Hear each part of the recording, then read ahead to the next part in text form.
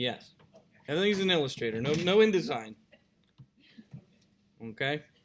So in this case, here's how I use the image trace feature. Probably the most popular way that I use it, of course, is to take things rather quickly and make them into an object. One of them uses is for icons, and the Noun Project is a website that you search for icons. And so I can come over here and let's say I'm making a website on cameras or taking a picture. I want to have an icon in my app that takes a picture. So I can type in camera and I can hit return and it'll give me some camera icons here. The downfall, of course, is that I don't have an account for this company, because they want you to pay. And so instead of paying, I cheat and I steal, right? And it's total Picasso, right? What was Picasso's motto? Good artists borrow, but great artists steal. Literally from Picasso. So, I mean, we could recreate this camera, but why take the time to do that in Illustrator? We use image trace. So let's say I love this one right here. I know I could probably make that pretty quickly inside of Illustrator, but let's say I don't want to spend the time to do that. I could take a screen grab of this by using the Command-Shift-4, and I can draw a box around it. So Command-Shift-4 takes a screen grab, and I can draw my box around this. It takes the little camera shot that you just heard. It makes a noise. I can bring that right into Illustrator. It's on the desktop. So whenever you take a screenshot with Command-Shift-4, or Command-Shift-3 takes the whole screen, but Command-Shift-4 gives you the ability to draw a box of the area that you want to take a picture of. And it saves it on your desktop. And if you look on your desktop, there should be one called Screenshot. There it is right there. See how it's Screenshot? Looks like that. I can come over here and I can import that into Illustrator. Let me make a new Illustrator file here. And I can import that in. File, place, and I can grab my whatever it is, screenshot, place it into Illustrator, and then convert that right into a vector using the tool that I'm talking about, or a pop-up window now called Image Trace. Now when you have a bitmap image actually inside of Illustrator, automatically it actually assumes that you want to do image trace. It actually has an image trace option right at the top up there. The downfall of that, though, is that it's kind of a default setting. If you want to be able to adjust the settings, there is a pop-up menu for image trace under Window, Image Trace. And in this image trace option, I want to be able to, what I want to do is I want to convert this into a vector, but I don't want the white part to have anything. I just want the black part to be a vector. To convert this into a vector using the image trace pop-up window, I already have black and white set, which is good, and we'll learn about some of these other settings in a minute. But one of the ones I like to do is under the advanced setting, there's a way it says ignore white. So if I turn that down right here, I turn that down, and I click on the ignore white right here, and then I hit preview or trace, one of the two, either one will do it. It actually converts this into a vector automatically for me. And if I want to alter it or change it or do something with it, right now it's kind of grouped. It's kind of sees it as a whole. And right now I want to then, after I do this trace that I just put in there, again I did fill, ignore white, it's under black and white. Well, if I want to alter this and adjust it, you need to expand it. The expand option is under Object Expand. When I do Object Expand, it'll take and convert this into an editable object that I can then go and apply things to. Now it sees it as an object. You'll see that it sees these as all objects, and then I can go and put a gradient in there if I want. I can put a different color in there if I want. Oops, it's still. Excuse me, before you expanded, what was it identifying it as? As a bitmap. It was a bitmap. Oh no, what was it identifying as? It's kind of no. You do the image trace, it sees it as a whole. It sees it like a group object, Okay. And then when you do the expand, it converts it into individual objects. So that you can edit Yeah. circles Yeah. So right now it was in grayscale mode. I had to convert in the color option to RGB right here so that I could color it. But it sees it as individual objects now. I can click on the circle on the inside and give that a different color. I can click on here and even give it a stroke if I want. And I can make that stroke bigger and so on. So you can do all kinds of things. Again, it converts it into a vector. Works great if you are struggling to do, if you're trying to do something quickly, it works really well. Okay. In fact, let me go into a little bit more of how to do things quickly. Okay, let's say you need to have a key. Okay, you want to draw a complex key. I can go to Google and I can type in key shape. And then go to my images. Where's my images? There we go. And then I can go, okay, I want to make a complex kind of key shape. How about this one? I like this one right there. Of course, there's a watermark over top of it. It's a watermark over top of it. Oh, here's one that doesn't have a watermark over it. There we go. This one has kind of a watermark over it. But again, let's just cheat. Cheating is good. Okay, to cheat, I can take my Command Shift 4, draw my box around my key, takes a picture. Again, I could go right into Illustrator, say File, Place, take that key shape that I got, put that in Illustrator, and oh, look at it, it's kind of rough though, it's kind of rough.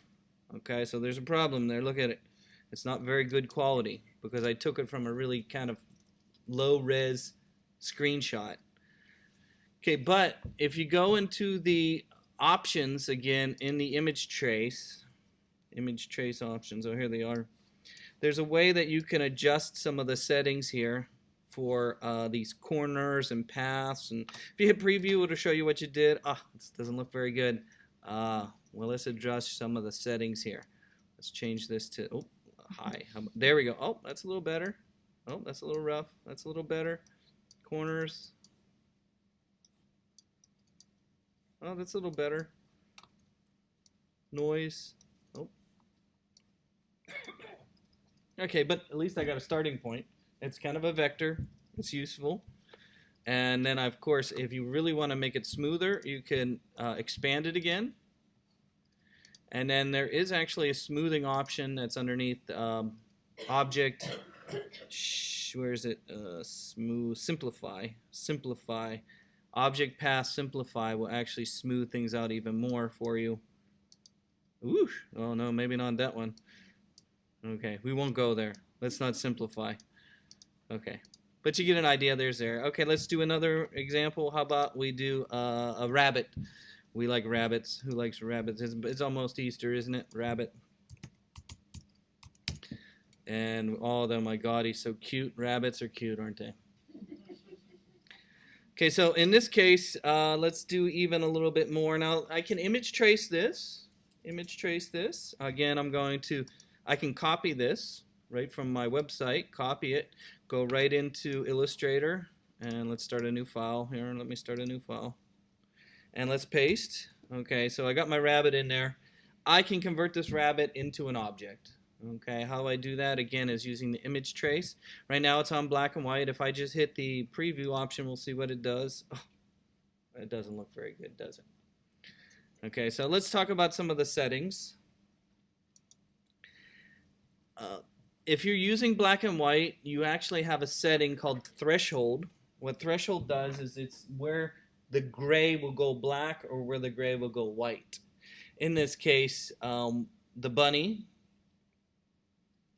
has a bunch of grays in there, and if I can't turn this off, let me go back to undo. Let's go back. You'll notice it sees this as a series of grays. Okay, so the program's asking you if these middle grays, should they be black or should they be white? Okay, there's a threshold option called threshold. Right now it's at 128 because this is converting it into an 8-bit. 8-bit is 255 levels. So you can adjust how the trace will work by adjusting the threshold. So if I hit preview and then I start adjusting this thing called threshold, you'll see I get less bunny, more bunny, more bunny. Look at that. I can make this bunny shape real quick. Look at that. Just like that. Using the image trace. Again, hit the ignore white. It'll get rid of the white stuff that's around there. And then again, I can then just go under object, expand, say okay, and boom, I have a bunny shape right there. Imagine having to draw that with the pen tool, right? Right? I just went over how important the pen tool was, and now I just showed you how not to use the pen tool. How do you get the window to expand down? Which one? I'm sorry. The image trace window. When I bring it up, it doesn't have the bottom part. There is an advanced option right here. Yes? How do I like select a rabbit? Because like I'm doing everything, but it's not really changing my rabbit. Not changing your rabbit. There's a preview option in the lower right corner. Preview. I keep. There you go. And then threshold will adjust it. Okay, let's go and try some of the other settings. Let's try the grayscale. Again, the grayscale will convert this into levels of gray. Levels of gray. So if I go, I'm going to undo this. Undo, undo, undo, undo, undo, undo, undo. There we go. Back to my bunny. Okay, so black and white is a very useful way to get a kind of silhouette, right? You saw the silhouette? Okay, so in this case, if I want to use this, I want to change it to shades of gray. To change it to shades of gray, under the mode here, I can change it to grayscale. Right there is grayscale. Now, grayscale will have a 0 to 100 accuracy, and I'm not sure where that really comes from because most 8-bit grayscale images are 0 to 255. And so I'm not sure why they have a 100 there. But if you hit the preview option, you'll notice it might take a little while because what it's doing is it's converting it to a bunch of gray. Now these are objects. It converts it all to individual little objects. Okay? So now you've just made how many objects? Well, if you look over here, you'll notice I got 1,451 objects. Imagine what it will look like in your layers. Okay. So you can simplify it though. One way to simplify it is to reduce the amount of gray by going down to less. And let it do its thing. Less, less, less. Only 7 grays. We even go down even more. How about 3 grays? Oh, it looks like a little more than 3 grays. I'm not sure what this scale is doing here. And then they have a path to make it either smoother or rougher, if that's a word, rougher. And then, Question. yeah. It kind of doesn't necessarily have anything to do with this. I mean, it does, but so what is like say you took an image off of Google, what's like the legal ramifications of altering it and turning it into something like this? Is that considered modification, obviously, or is it completely different now that you made it into a? Well, of course, we use the Jeff Koons rule. Anybody know who Jeff Koons is? Mm-hmm. Jeff Koons is a sculptor, and he did a lot of sculptures, and he still does a lot of sculptures. He sells them for millions of dollars. And if you've ever been to the Museum of Modern Art in San Francisco, they have a gold Michael Jackson with a monkey on his lap. You see that one? The puppies one. In fact, that's when he got busted for puppies. Okay, so yes, this is violating the copyright of the photographer in some sense, possibly. In that, back in the 90s, probably 97, I think it was, Jeff Koons was sued by a photographer. Now, of course, Jeff Koons does sculptures. So there were some sculptures that he made, a series of sculptures. I think he made like 5 or something like that. And of course, he makes them out of plastic or metal or whatever he uses. And the photographer had taken a photo of a man and a woman holding a bunch of puppies. And it was a postcard in LA. And in LA you have tourist spots. So there was a tourist postcard, whatever. And the photographer says Jeff Koons made that sculpture from my photo. So he took it to court, copyright, and the jury found for the photographer. So even totally different medium, sculpture, photograph. But of course, the rule is if the jury can say that, it's the layman's rule. If that looks like it was done from that, then you're violating the copyright. This probably looks like the bunny photo, doesn't it? So no, there's no exact way. Is if somebody could say yes, that was done from that, then There's always a chance. It's only a problem if you sell it though, you have a single use right, well, anything. if you're gonna have it publicly and you're gonna make money off it, right? I can go to my house and play all the songs I ever want, Yeah. right? But I can't just go out here if there's a piano out there and start playing a song in public, because that would be violating. Well, of course, whatever. We're just playing music. Of course, we can do that here in the classroom, but a performance has to be copyright free. Even my son was in the marching band in high school. They're out there marching on the field. They have to pay for that music. It's just not free. They just can't find a song on the internet and go out in the marching band and start playing it. You know, when you go to a place to work out, the gym pays for all of the music that you use in Zumba and all those classes and everything. Yeah. Yes, You have to pay. because it's public. Yeah, they're making money off it. So the best thing to do would be to search for photos that you can use. Of course, probably the best place to search for photos that you can use would be something like Flickr. Ask a question on your bunny.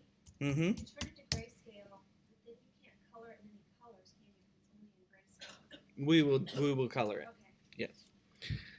We'll get to that. So let's put in our bunny. So I want a bunny. Oh my gosh, they're cute. Okay. So here on Flickr, you'll notice it says any license here. Okay, but you can adjust that to say commercial use and modification allowed. All right.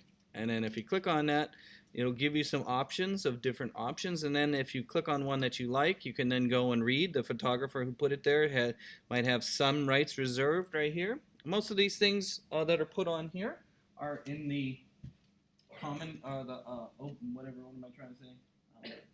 The copyright.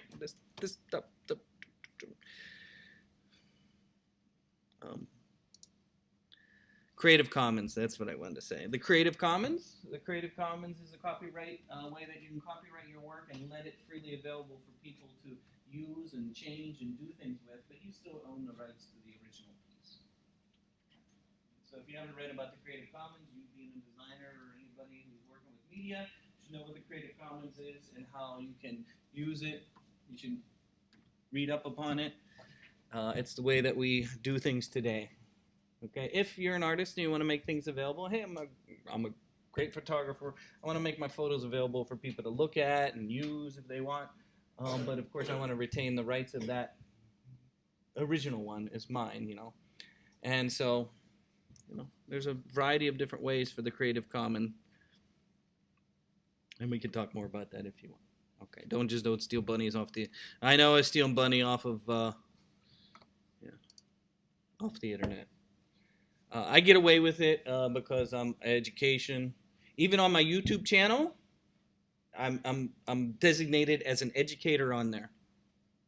Okay, and Google already knows who I am and what I do. And so I have music that I steal from the internet. I put on there. You saw me steal a picture and use it in my educational video, but I'm designated as an educator on YouTube. That's how I get away with it. Okay, let's talk about grayscale. Grayscale was great. It turns into gray. Let's do color. Of course, this wasn't all grayscale at one point. It was color, right? There is a bunny color somewhere, right? Where's the bunny color? Isn't he in color? Maybe I just put a new one in there. Okay, how about we just put another one in here? There we go. So another way of going about this is to actually use color. So we did grayscale, we did black and white, and if we do color, The color has a range as well, and the range is 3 to 30. I'm not sure what this means. Is this 30 colors? I don't know how they're designating that, but you can hit preview and it'll give you a color version of the bunny.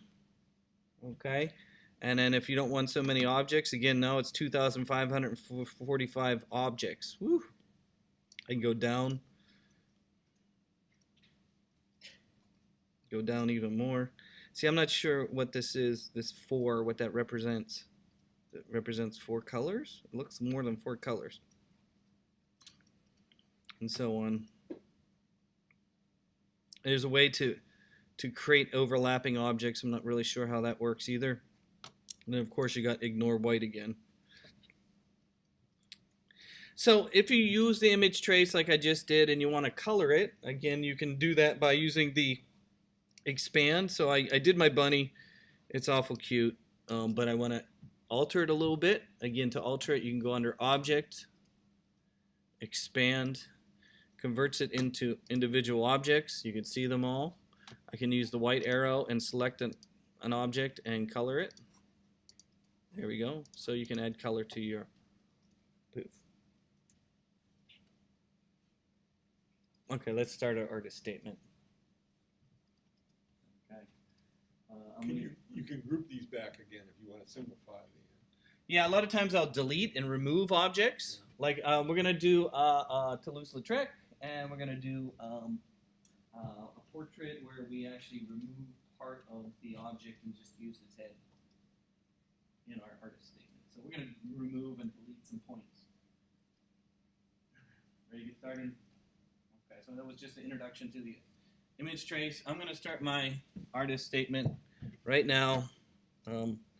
Just because I just love the movie Moulin Rouge, the one from the 50s though. Oh, Nicole Kidman dancing.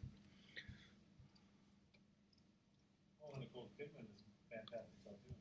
I'm sure that one's pretty good. I've never seen it. It probably is pretty good, I know. But if you haven't seen it, Jose Ferrer? He just died last year, I think. Ferreira, so I can't say his name. He okay, let's start with our artist statement. Again, it's under File, New. And if I'm going to do something bigger than 8.5 by 11, because default is letter.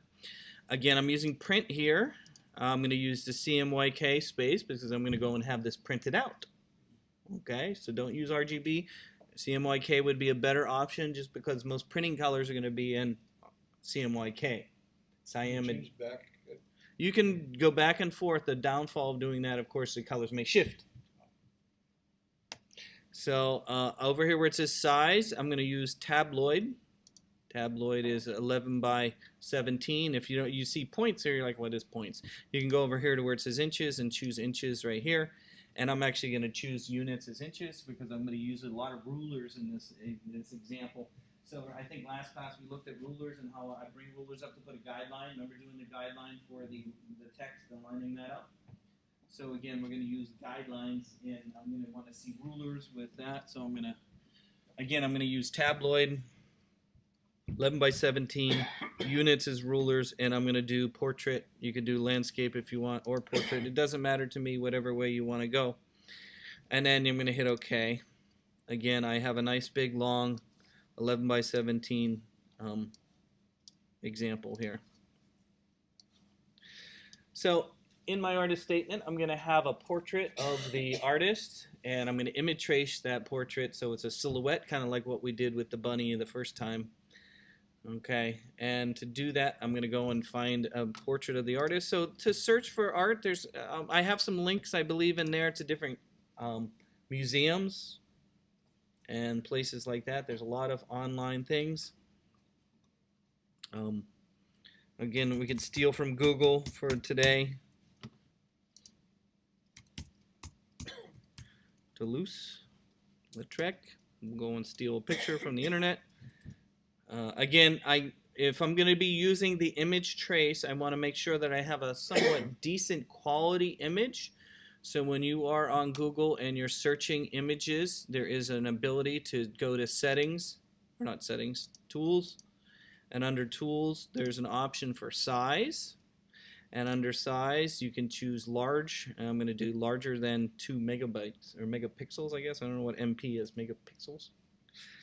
Or you can even go 4 megapixels. But I can click on that and it'll give me images that are quite large so that I have a nice portrait like this one, which has a nice resolution to it. Because again, you're using Illustrator to convert the pixels into objects. And of course, the more pixels you have and the higher quality of the image, the better it can make up the image. Of course, we have these wonderful images of him.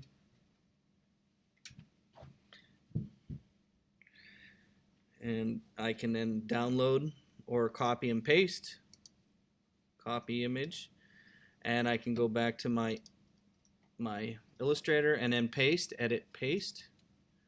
And it puts it in there. If it's really big like it is, because it's a pretty high quality, I can shrink it down. It doesn't mean, or I could use it big, and it doesn't really matter. Remember, I'm going to be converting this into a vector. We can make it any size we want after that. So we got a nice big high resolution image. The problem is I just kind of want around his head and not all the jacket and stuff. So when I convert this to an object, it's going to give me a lot of other objects that I don't want. I'll probably use grayscale to do this because I want to have other tones other than just one tone, right? So if I go down here, I'm going to choose grayscale, and I'm going to reduce it down pretty low because I just want to have some big kind of objects. Ignore white, and let's hit preview.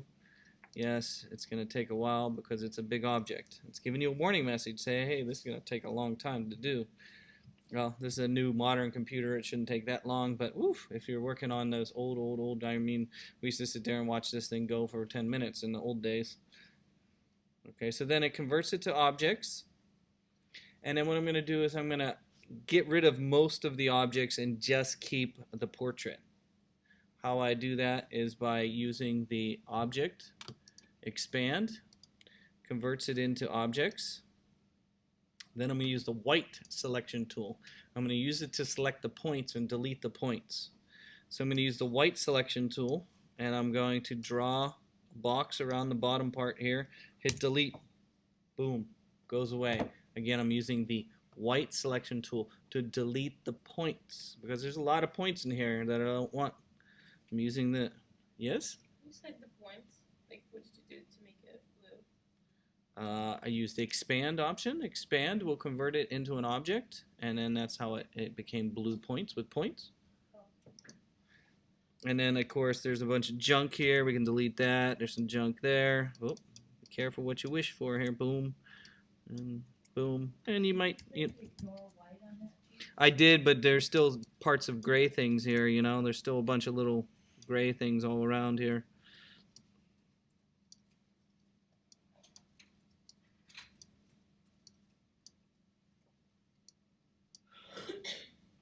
So you can go through and take your time removing some of the things if you want.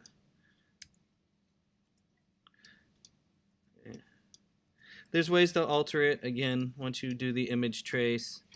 And that doesn't look too bad. At least we got some of it, and we got at least a little, and it looks pretty good.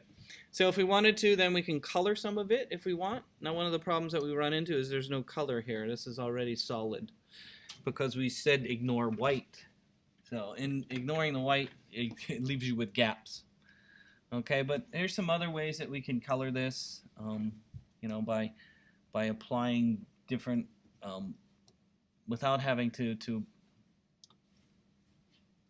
we can select the entire thing and let me shrink it down.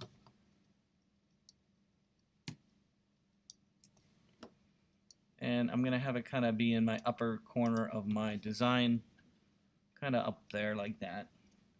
Like I said, the color though, this would be kind of difficult to color. I wonder if we could put a tint on top of it. Now I'm thinking there's somehow we could probably put a tint on there, maybe put a rectangle over top of it. How about that? Put a rectangle over top of it, give that a color. And of course, I need to make sure it's in RGB mode, or no, CMYK, right? We're using CMYK. And then we could use a blending mode maybe to blend it down on top of it using the, remember the blending mode is located inside of the transparency option. And let's try one of these. Ooh, not that one. Oh, that's interesting. No. No, it's not going to do what I want.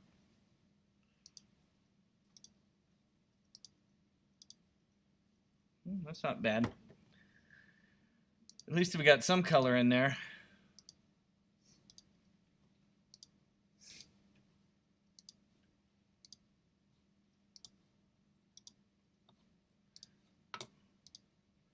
No. Okay. That's not going to give me what I want. Actually, I wanted something like that. I guess we could, but I don't want it to be so dramatic. There we go.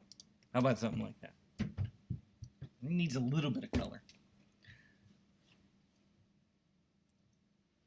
Okay, so just try different options in your image trace. See what you can do.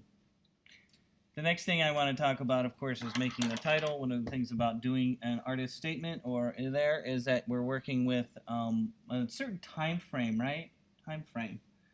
So again, I think last class we were looking, or last couple classes we were looking at fonts, right? So you might want to choose a font from the era or the time frame. And of course, probably one of the best places, DaFont, right? Or we were going to look at Adobe Typekit, weren't we? Yeah, we haven't looked at Adobe Typekit yet, have we? Can you download that for free? Typekit if you have the Creative Cloud? If you have the Creative Cloud, the Adobe Typekit is a service that you are offered, but you still might need to pay for the fonts that you download. So yes, you can use and download some fonts. They have free ones and they got paid ones.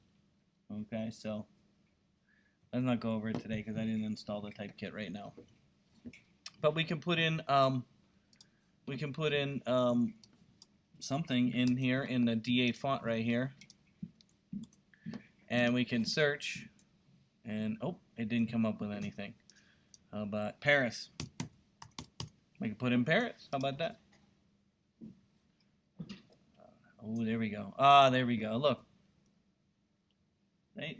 So this might be a good font to use, right? You can download that. This is quite nice. Download that.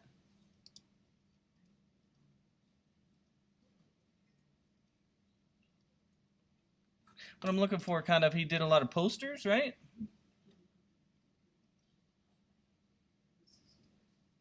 Oh, this is quite nice.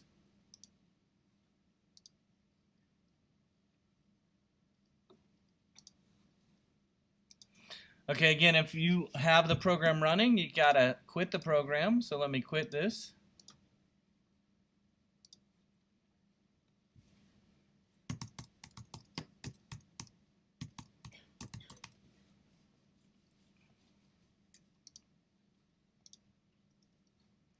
And let me quit Illustrator, and we'll install my font. Again, to install a font, double click on the zip file, and it'll come up with a TTF, stands for True Type Font. Do you remember the day? I think we talked about fonts already, right?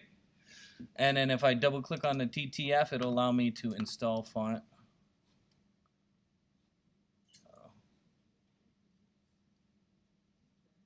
What, they're going to lock me out of it? I have to have administrative rights to install a font now? That kind of sucks. We were doing this before, right? Without having to do this, didn't we? Oh, they changed it on me. Oh. Welcome to West Valley. Bummer. Okay, I guess we won't have a font that I like. Oh, maybe this one. Ah. I don't have administrative rights. They don't give it to the teachers. We're just lonely teachers. Try admin. 1, 2, 3, 4, 5, 6. Okay, I guess, but you can probably install fonts on your own system, right? Okay, so that kind of sucks. I liked installing fonts. So, and look for font for your time frame, right? That's my whole point here. Next, I'm going to put, kind of don't like this purple thing. I'm going to delete it. It was an idea. Next, I'm going to put my title of my artist in there.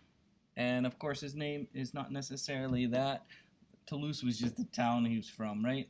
His real name is Henry, or Henri, whatever you would say in French. And so, a good place to do your research, of course, would be under what? Wikipedia, right? Steal on Wikipedia for your English class, right? There you go.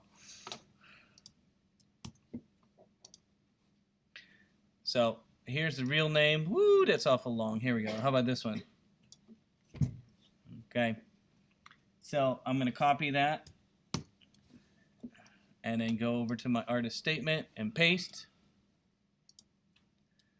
Okay, so let's talk a little bit more about typography, and I guess I wish I would have had the wonderful font that I was downloading, but I guess I don't. Again, there's going to be a couple different ways that we use text.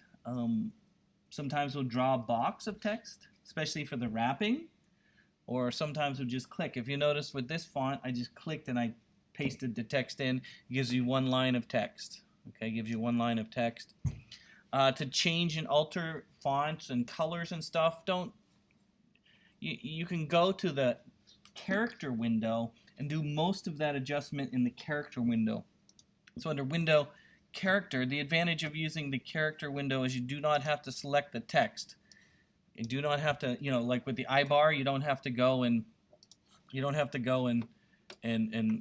I guess what I'm trying to say is if I go over here and I have to go like this, like you would in Microsoft Word, right, to change fonts and things like that, you don't have to do that. If you have the selection tool and have the text selected, you can go right to the character window, and then as long as it's all selected like that, you can just go and change the font here, and it'll change everything without having to select the text. So as long as you have the whole thing selected there, I wish I had a nice font. That were such nice fonts I had.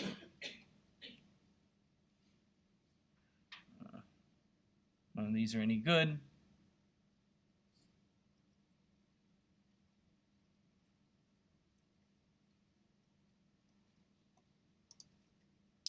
I'm going to go with this. It's about the most elegant French-looking thing I could find. Okay, so let's look at the font for a moment. There's a couple problems I probably would fix. Probably the first one would be the space between the T and the O in Toulouse. So I think last class we looked at how to space out the space between the letters, and we called that letter spacing. But if you're going to adjust the spacing between two letters, we call that kerning. So if I zoom in again, what I'm talking about right now is the space between the T and the O here is too much. If you notice that, some of the spacing is nice here and things like that. If I wanted it to be even closer, I could then go and adjust, and there's more options here. If you don't see options, you can always go show options here. So this is the one between the letters right here. I think we're looking at that to have the text go further around our patch. And so if I go down, you can see that letters could be closer together, but still I have too much space between here. I'm going to go back to normal. So if I want to adjust between two letters, I'm going to use something called kerning. To do that, I click and get the I-bar between them. So I click here twice. Gets the I-bar between the two letters I want to adjust the space to. Then I go here to this option right here is called kerning. In the kerning option, I'm going to reduce this down, and you might have to go pretty hard. I'm going to go 300 here. Hit tab.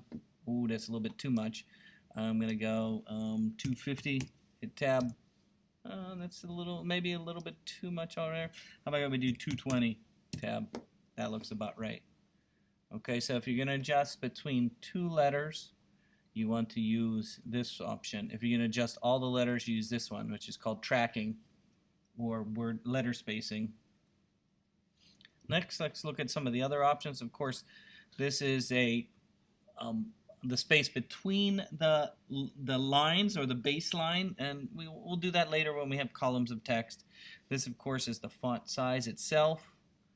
This is the size vertical scale. If you want to scale your font, again, I'm going to use the entire line by using the black arrow, select it all, and this is a way of scaling it. So you can scale it like that by actually doing it this way. This is width, scaling it fat-wise, I guess, or width-wise. And then this is baseline shift. We'll do that later, especially when we get to doing the initial letter. This is going to be something we'll talk about a little bit later. Then we have rotating of characters. If you want to rotate them, you can rotate them here, and actually it rotates them around. And that doesn't work great, but it does work rotating. And then, of course, down here is some common options for doing all caps, small case letters, superscript, subscript, underline, strike through, and so on. So there's some options there. Let's talk about adding some effects to our text. We've already talked about adding effects. Remember, to put a gradient in there, we had to use the what? Appearance window, right? Remember doing appearance? Right? Okay. Let's talk. In the old days, we didn't really have a lot of ways of adjusting text. And what I mean by that is, you know, back, I was doing all kinds of text effects, you know, 20, 30 years ago using, you know, PDP-11 computer. I just took my students to the Computer History Museum, and they actually have a PDP-11 there. But I was using a program that only had 64 colors. That's it, 64 colors. And of course, you couldn't do gradients or any of that stuff. So if I wanted to do some kind of effects, I would have to duplicate the text. So a lot of times what I would do is I would just duplicate the text like that, and then shift it a little bit, and then change the color. So I got a drop shadow like that. So a very quick, easy way to give yourself a quick drop shadow. Just duplicate the text, and boom, I have a little drop shadow. I would do that all the time. The other thing you can do is, of course, add a stroke to your text if you want. If I wanted to have a nice stroke around there, I could give a stroke. Some of the things you can do is stroke is you can actually go down. It doesn't have to be one point. I know if you click here, you'll notice there is some smaller ones, but you can even go down even further, but I might give it a little stroke like that.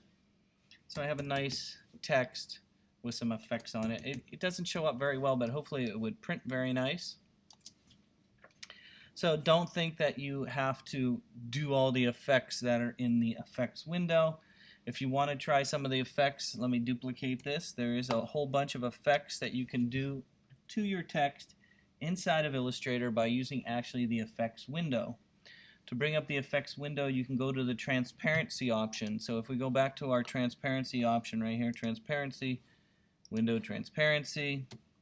At the very bottom of the transparency window, there's actually some more options, show options, just like there was more options under character. So if you're not seeing certain things, you might need to go to more options.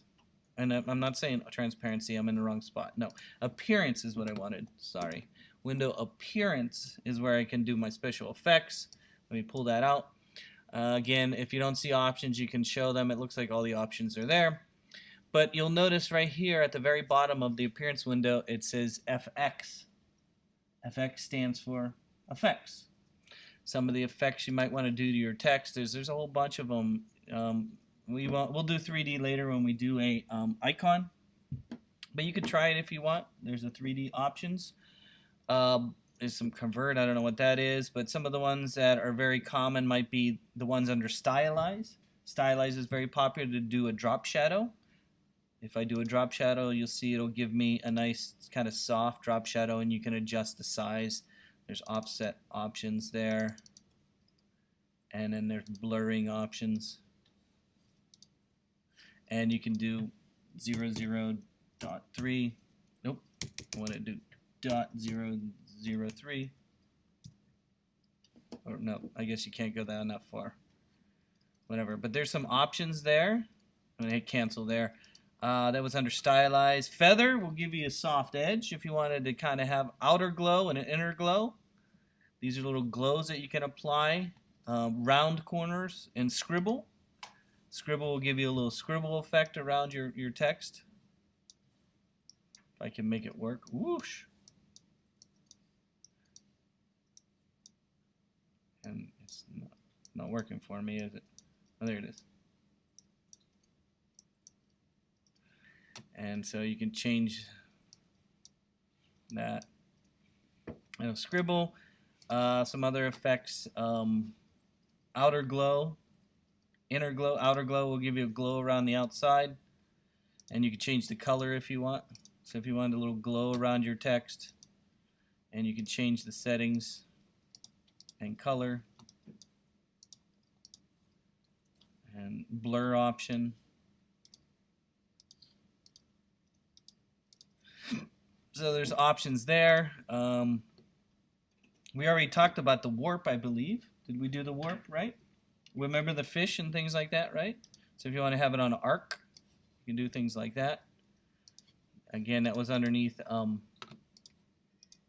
warp. And then, of course, you got all the different effects that we've already done. You love the blur. You want to have a nice little blur to your text. You might want to put a Gaussian blur on there.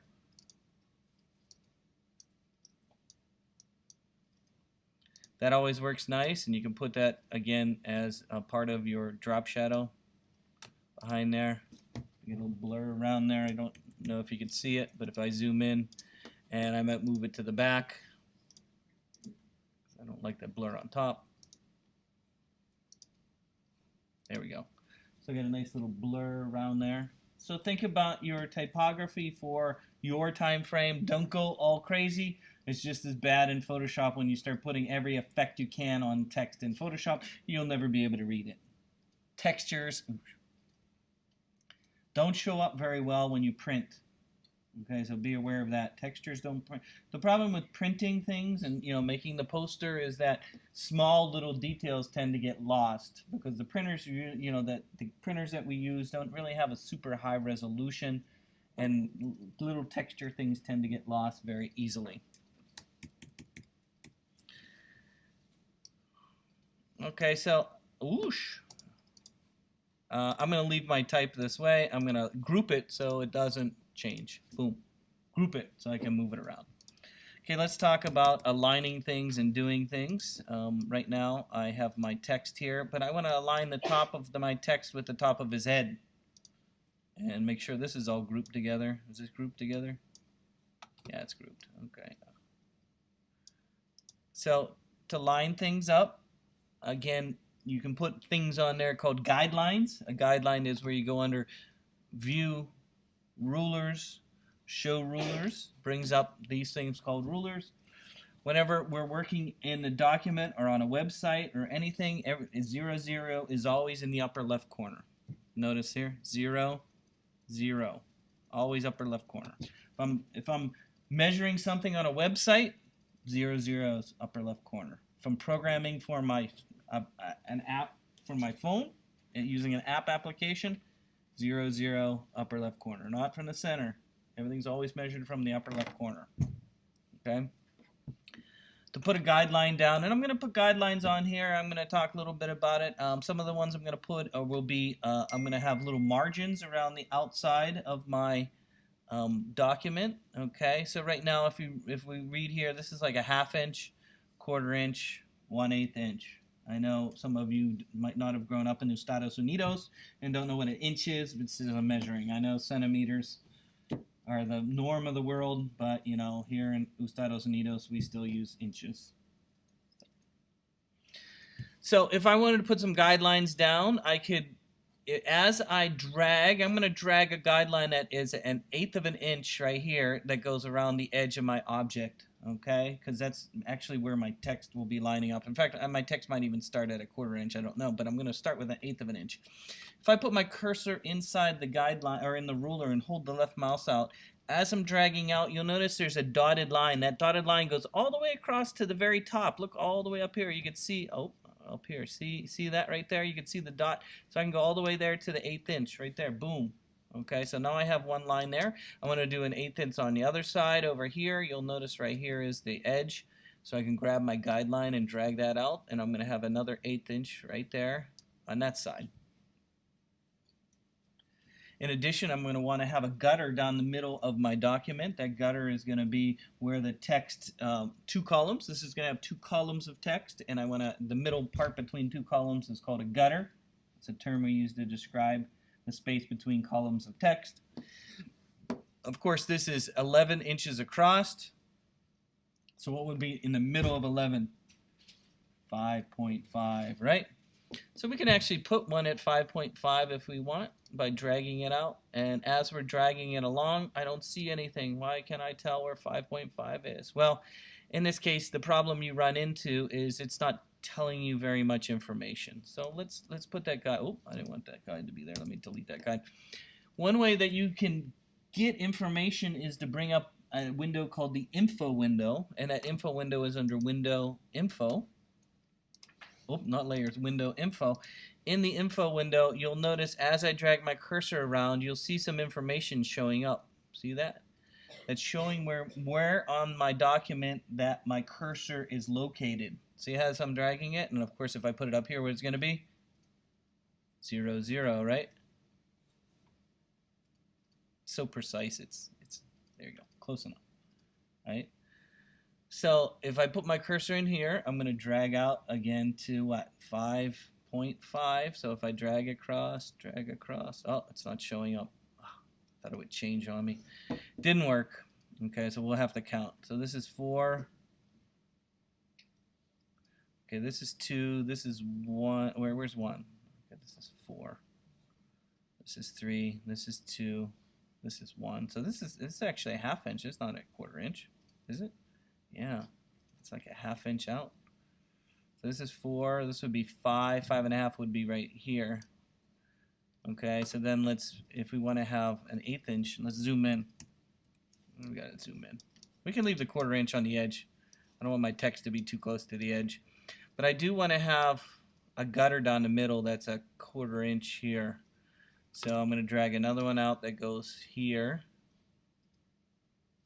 And drag another one out that goes here. There we go. Okay, so again, when I start putting my columns of text in, they're going to be between here and here, and then here and here, and then this middle line's just telling me that's the center of my document. So you can start splitting your document up into a grid structure that allows you to align things properly so that they look good. In addition, I can drag things down. If I want to align things to the top of his head, like this text, I could click there, and then I can drag this up, and it will align to the top of his head. Next thing I'm going to do is put in the dates that he was alive. I'm going to go to my here. Let's see. He was born in 1864 and died in 1901.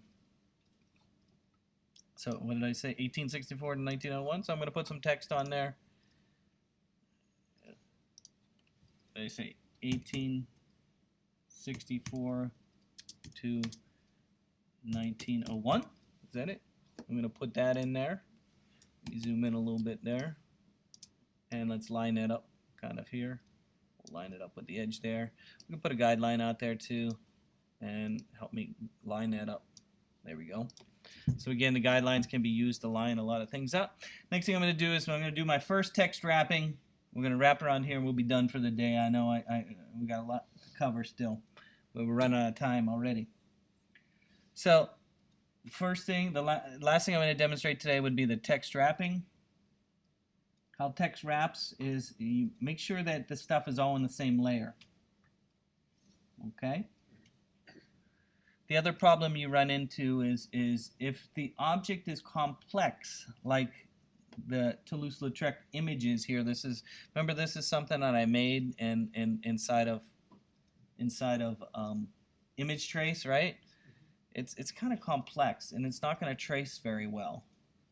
So if I wanted the text to kind of trace along the edge here, I would actually make an invisible object and have the text wrap around that invisible object instead of having to try and trace this. Could you group that instead? Would that work? Group. Yeah, it's already a group. It might work. We're gonna try it. We'll try it without having to make an invisible object. Let's put it that way. But I think I'm gonna have problems trying to wrap text around this thing just because it's kind of complex. So let me steal some text. I know you're gonna spend a whole bunch of time writing your own text, right? Okay, good. So let's say we want to take this text right here and we want to put it kind of below. Actually, let me get a little bit more so I have enough text. No, that's probably enough. This is probably enough right here. So let's take this text right here, and we're going to go over here, and I'm going to wrap it kind of underneath here. Too many things on the screen here. Go away, go away, go away, go away. In order to do the text wrap, I'm going to use the text tool, and I'm going to draw a box. Okay, so I'm going to want my text to kind of go along here, and it's going to wrap around the shoulder of Toulouse-Lautrec there. Now before I do that, I'm going to change my font. I'm going to change it to back to a decent font that is readable.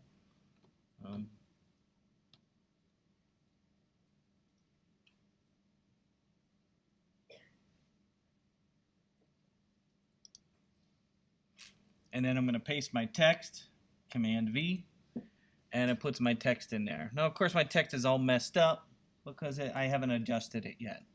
Again, I drew a box for the text. To adjust this text, I'm going to use the character window again. It's under Window Character, Type Character. And first thing I'm going to do is adjust the line spacing.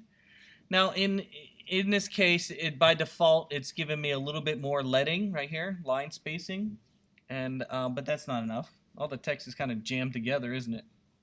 So again, I'm going to select it all, and I'm going to increase this to maybe 18, 24. That looks pretty good right there. So I'm going to increase that.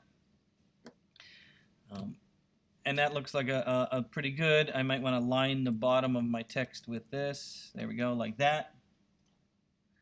So next we want to wrap the text around an object. Okay, to wrap a text around the object, you need to select both the text and the object. Okay, notice that they're all in the same layer. I haven't made any different layers. And to wrap the text around the object is under Object, Text Wrap, Make, and if I hit that, it's giving me a message. You're going to wrap it around the object, and you hit OK. Ah, it didn't work. Didn't work. Okay, what are some of the problems? Well, one of the problems is the order itself, I believe, is wrong. If we go back to the layer window, let's bring back the layer window, we need to make sure that our objects are next to each other in the layer window. So right now I have my picture. This still sees it as a TIFF. Can I convert that into an object? It did. And my text is way up here, so I need to kind of get them next to each other. Let me see if that works. If I put it next to each other, and maybe my text needs to be underneath it or on top. Let me try it. It's one or the other where the text needs to be underneath or on top of it. Let me try with the image on top and the text underneath. I don't think this is right. Oh, it did work. There you go. What did you do? The text is next to the object, How and did you do it? I moved it around in the layer window. Right? You can move things up and down in the layer window, right?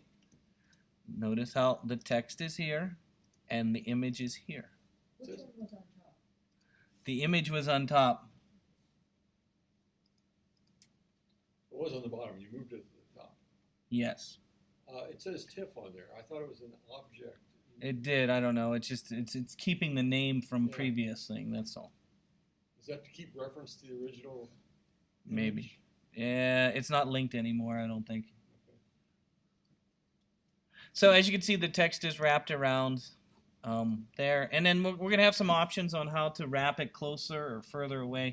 We don't have time today to do that. But at least we got to start. Again, you should start thinking about your artist statement. You should finish your C patch, right? Okay. And then next class, I'll continue with where we left off. I can put this on